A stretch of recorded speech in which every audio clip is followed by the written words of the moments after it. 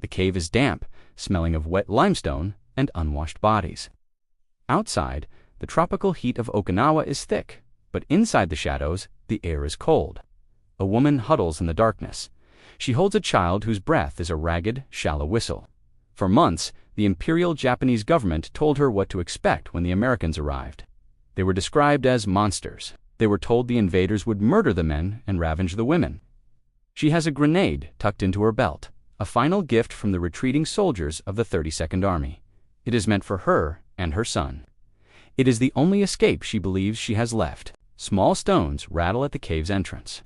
Sunlight cuts through the gloom as a silhouette appears.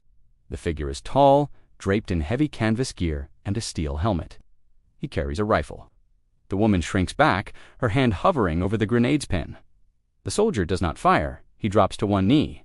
He ignores the woman's weapon and looks at the child.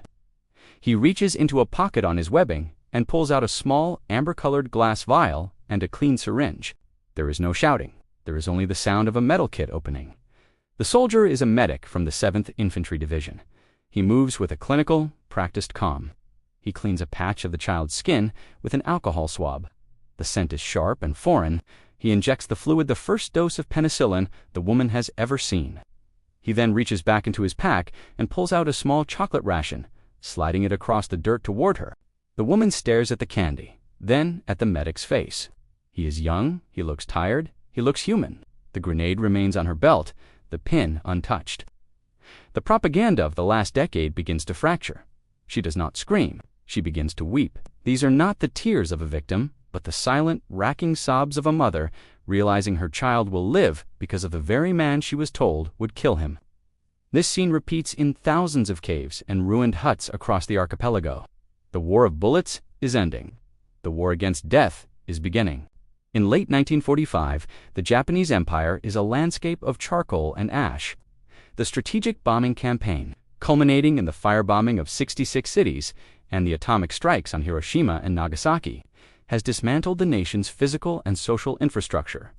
Millions of people are homeless, living in shack cities built from corrugated iron and scorched timber. Among the ruins, a silent killer begins to move.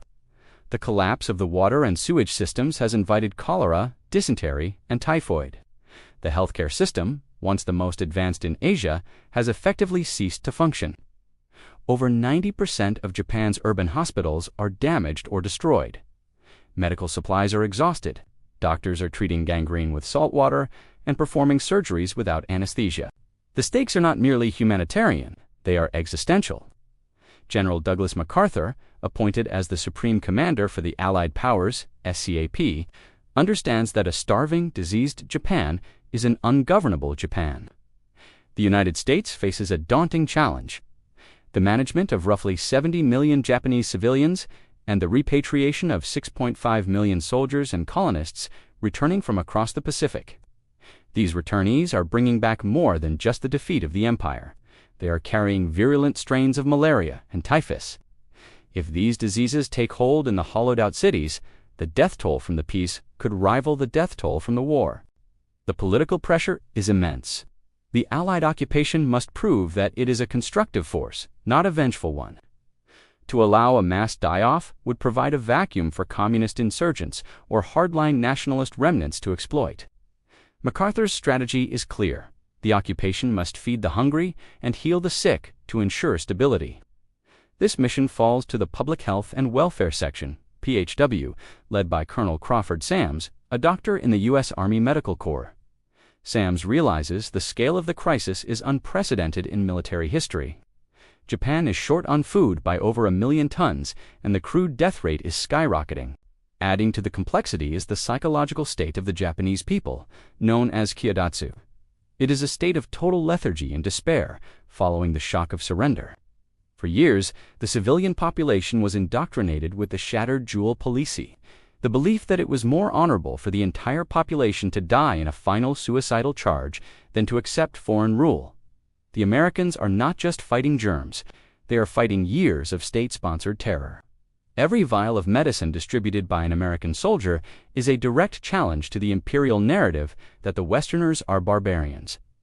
The success of the entire occupation hinges on whether the United States can transform from a destroyer of cities into a provider of life-saving technology. The technology involved represents a massive leap forward. Penicillin, sulfonamides, and DDT, that chemical pesticide used to kill disease-carrying lice, are the primary weapons of the PHW. These are substances the Japanese medical establishment has heard of but never possessed in bulk. The logistical task is to move these supplies from American warehouses through the bottleneck of destroyed ports and into the hands of people who are terrified of the men delivering them. The strategic stakes are nothing less than the survival of a civilization and the prevention of a continental epidemic that could sweep across a weakened Asia. The logistics of mercy prove as complex as the logistics of invasion. To halt the encroaching epidemics, Colonel Crawford Sams and the Public Health and Welfare Section must execute a plan of staggering proportions. The primary obstacle is not the lack of supplies, but the lack of trust. In the early months of 1946, the American military begins importing massive quantities of DDT, vaccines, and antibiotics. However, the Japanese public remains paralyzed. Rumors circulate through the ruins that the white powder of DDT is a slow-acting poison, or a chemical, designed to sterilize the population. In the port of Araga, thousands of soldiers return daily from the former territories of the empire. Many are infested with body lice, the primary vector for typhus. The Americans establish quarantine stations, but the Japanese veterans, conditioned to expect brutality, resist the delousing process. The tension reaches a breaking point when American soldiers begin using power sprayers to blast the powder directly into the sleeves and waistbands of the Japanese. The sensation is cold and intrusive.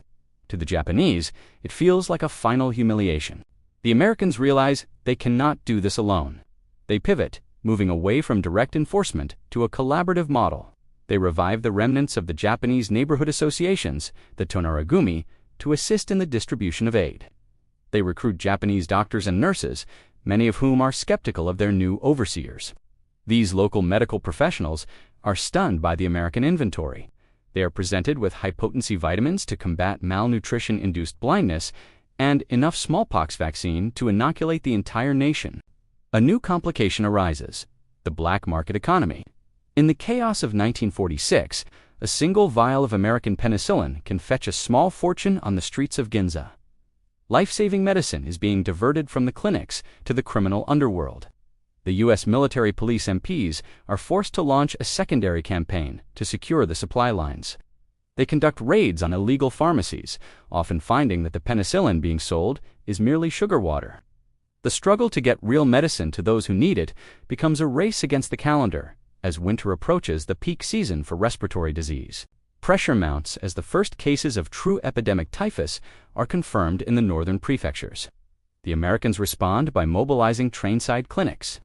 Medics set up stations at railway hubs, intercepting travelers to administer shots and dust them with DDT. The scale of the operation is unprecedented. Between 1946 and 1947, the PHW oversees the vaccination of 60 million people for smallpox and the dusting of 9 million for typhus. The buildup is no longer just a military occupation. It has become the largest public health intervention in human history. In early 1946, the brewing crisis reaches its peak.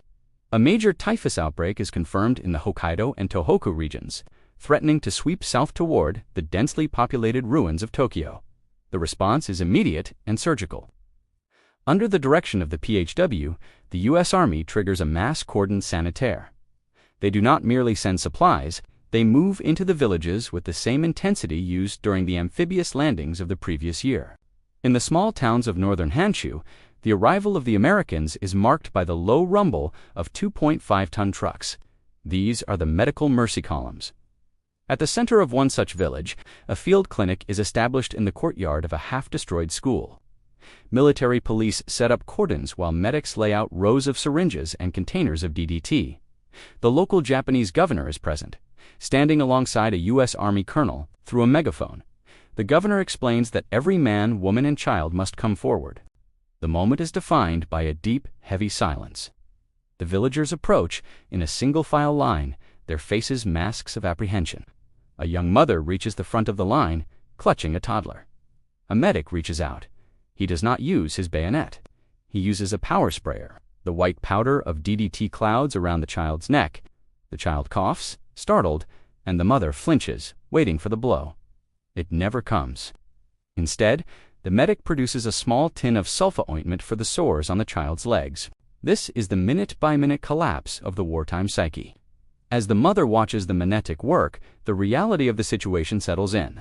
For years, she was told these men were Kichiku-bei devilish Americans. Yet, as the medic gently bandages her son's leg, she sees the unit patch on his shoulder and the dirt under his fingernails. He is a soldier who has traveled thousands of miles to administer a vial of medicine that her own government could not provide. By the end of the day, 1,200 villagers have been treated. The typhus vector in the area is neutralized. Similar scenes unfold across the islands. In the spring of 1946 alone, the Americans vaccinate nearly 18 million people against cholera. The numbers are staggering. In a single month, the death rate from communicable diseases in Japan drops by 50%. The climax of the occupation is not a signed treaty or a military parade. It is the moment the first generation of post-war Japanese realizes that the monsters are, in fact, their only hope for survival. The weeping mothers in these clinics represent the definitive end of the conflict. The war did not end when the bombs stopped falling. It ended here, in the dirt, with a needle and a bandage. The statistical impact of the medical intervention is staggering. By 1948, the crude death rate in Japan is slashed to 11.9 per 1,000 people, a figure lower than the pre-war average. Within 3 years, the American-led Public Health and Welfare Section has effectively eliminated smallpox, reduced typhoid cases by 90%, and brought the first modern antibiotics to the general population. The national vaccination program, initially met with terror, becomes the foundation for the modern Japanese healthcare system. The legacy of these actions extends far beyond the hospital ward. This humanitarian effort fundamentally altered the trajectory of the Cold War by choosing to heal rather than punish. The United States secured a level of cooperation from the Japanese public that military force alone could never have achieved. The images of American soldiers feeding orphans and medicating the elderly were transmitted back to the United States and across Japan, creating a new narrative for both nations. The demon had become the provider, and the fanatical enemy had become the patient. However, the memory remains grounded in the individual. The generation of Japanese children who survived the winter of 1945-1946 grew up with the memory of the sweet-smelling medics and the sting of the DDT powder. For the mothers who wept in those makeshift clinics, the medicine represented a profound cognitive shift. It was the moment the high-concept ideologies of the empire were replaced by the undeniable reality of a saved life. They learned that, while war is a product of governments, mercy is a product of individuals. The occupation of Japan remains one of the most successful transitions from conflict to peace in history. While the geopolitical reasons for the aid were pragmatic, the execution was deeply personal. The vials of penicillin and the tins of sulfa were the silent diplomats that built the bridge between two cultures that had only months prior been locked in a war of annihilation. The lesson of late 1945 is that the most effective way to dismantle an enemy's will to fight is to demonstrate a greater capacity for compassion than their own leaders. Today, the modern Japanese medical infrastructure is a direct descendant of the reforms initiated by Colonel Crawford Sams and his team. The tears of the mothers in 1946 served as the quiet, emotional foundation for a lasting alliance. The war ended not with a final bullet, but with a simple human gesture. A hand reaching out to save a child who had been marked for death.